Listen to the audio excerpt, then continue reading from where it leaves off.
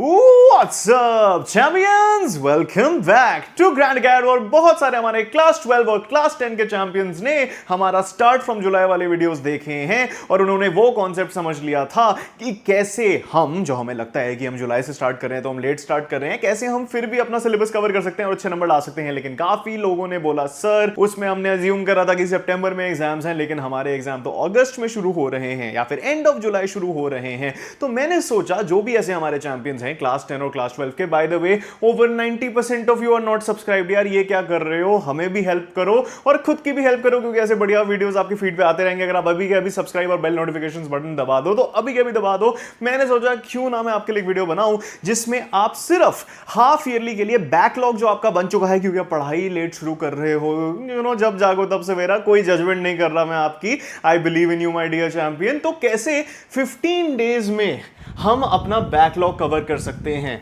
अगर आप क्लास 12 में हो या 10 में हो या कोई और क्लास में भी हो, ये वीडियो आपके लिए बहुत ज्यादा हेल्पफुल होने वाला है, क्योंकि इसमें मैं ऐसी चीजें आपको बताऊंगा, ऐसा प्लानर आपको दूंगा जिससे आपका बैकलॉग ऐसे निकलेगा। बिल्कुल ऑनेस्ट प्रैक्टिकल एडवाइस होगी।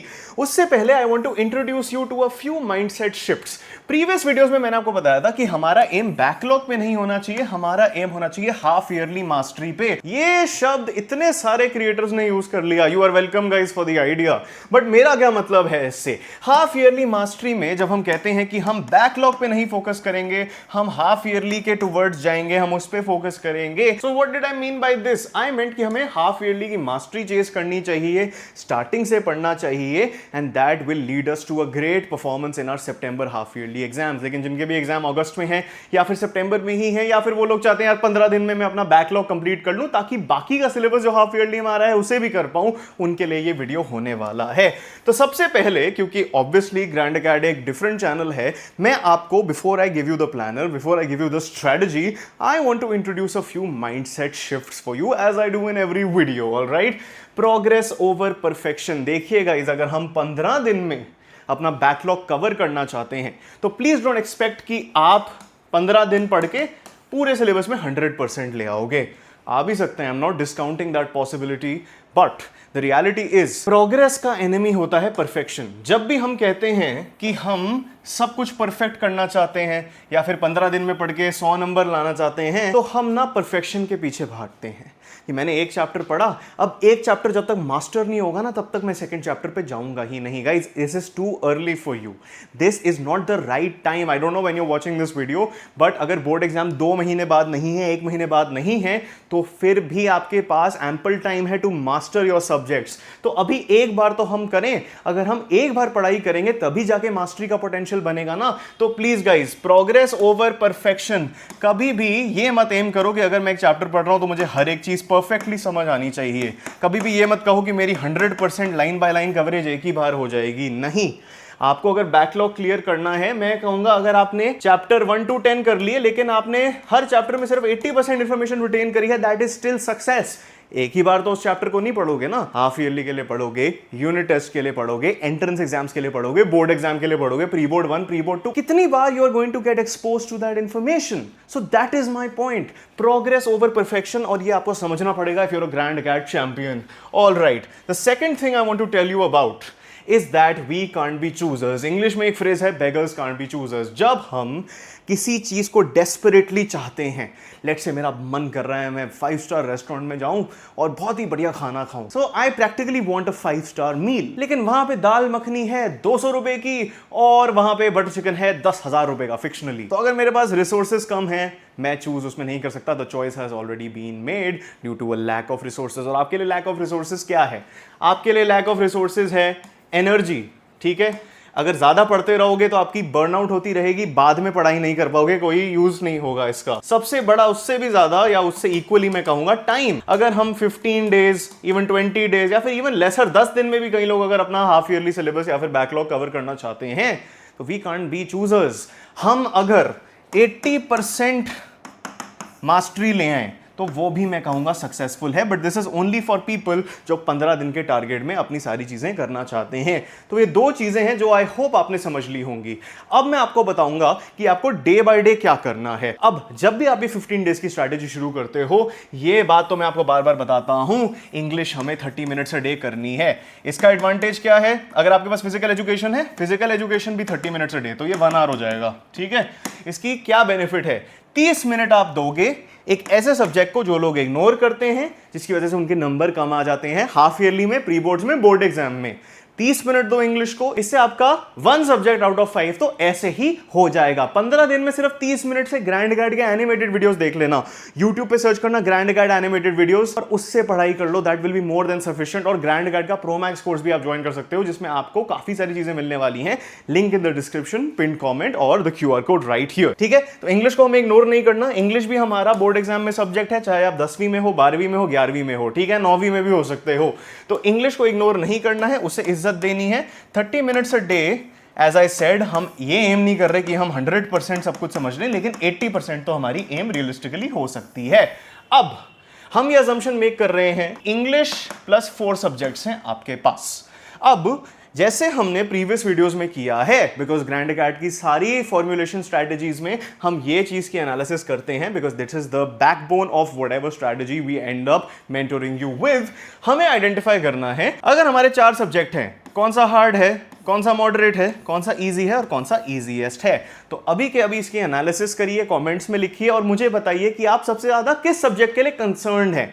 ये एनालिसिस खुद करो और लिखो, और मुझे ये भी बताओ किस सब्जेक्ट के लिए आप सबसे ज्यादा कंसर्न्ड हो। तो जब आपने ये एनालिसिस कर ली हो, मैं आपको 15 दिन का प्लान देने वाला हूं।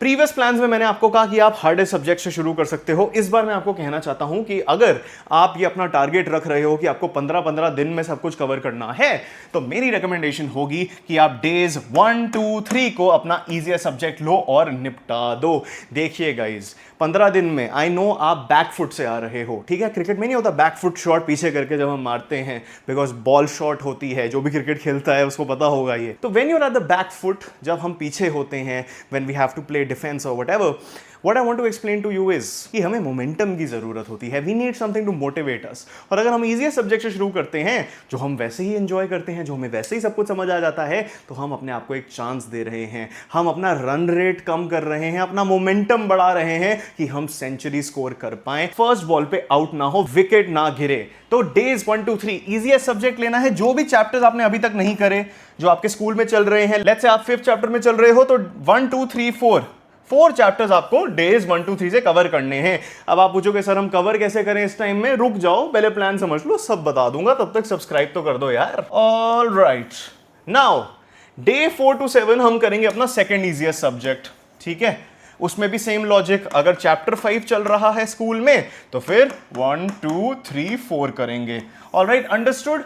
डे 8 to 12, तो इसमें थोड़े ज्यादा दिन दे रहा हूं आपको, एक ऐसा सब्जेक्ट लेंगे जो आपको मॉडरेट लगता है या फिर सेकंड हार्डेस्ट लगता है, मतलब इतना हार्ड नहीं कि आपसे पढ़ाई नहीं होती उसकी, लेकिन मॉडरेट है। कॉमर्स वालों के लिए शायद अकाउंटेंसी हो सकता है, हिस्ट्री हो सकता है ह्यूमैनिटीज वालों के लिए, केमिस्ट्री हो सकता है साइंस वालों के लिए। तो अगर लेट्स से चैप्टर 3 पे हमारे स्कूल में है, तो हम कर लेंगे चैप्टर 1, 2 और फिर हम स्कूल को फॉलो करने के लिए रेडी हो जाएंगे। नाउ डे 13 to 15 हम करेंगे अपना हार्डेस्ट सब्जेक्ट। आप कहोगे सर आप कैसी बातें कर रहे हो, 3 days for our hardest subject, इससे ज्यादा तो आपने मॉडरेट को दे दिए। Listen, you call that subject your hardest subject for a reason. शायद आपको वो बिल्कुल नहीं पसंद, इंटरेस्ट ही नहीं है, समझ नहीं आता, उसको करने में आपको बहुत ज्यादा टाइम लगेगा, जो मैं आपको इधर नहीं दे सकता 15 दिन की स्ट्रैटेजी में। और मैं ये भी नहीं चाहता कि आप एक ऐसी चीज को चेस करो जो आपसे दूर भागती रहती है, that will put you in a very negative and back focused mindset. I want you to be at the forefront of your preparation. I want you to be in control. I want you to be a Grand Agat champion, man. And the only way we'll be a Grand Agat champion is by strategizing. So what do I want you to do?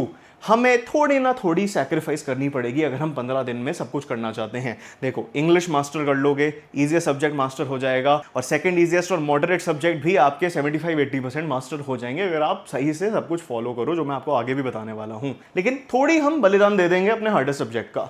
Hardest subject के लिए मेरी आपके लिए target होगा 50% syllabus. इसका क्या मतलब है, चैप्टर 1 से 5 तक हो गया आपके स्कूल में, आप चैप्टर 3 तक कर लो यार, लेकिन उससे अच्छे से करना। जरूरी नहीं है कि आप सब कुछ करो। हाफ ईयरली में अगर आप 55-60% सिलेबस भी करके जाओ और अच्छा करके जाओ तो आपके 4 सब्जेक्ट्स में तो अच्छे नंबर आ ही रहे होंगे, इसमें थोड़े कम आ जाएंगे लेकिन इतना फर्क नहीं पड़ेगा।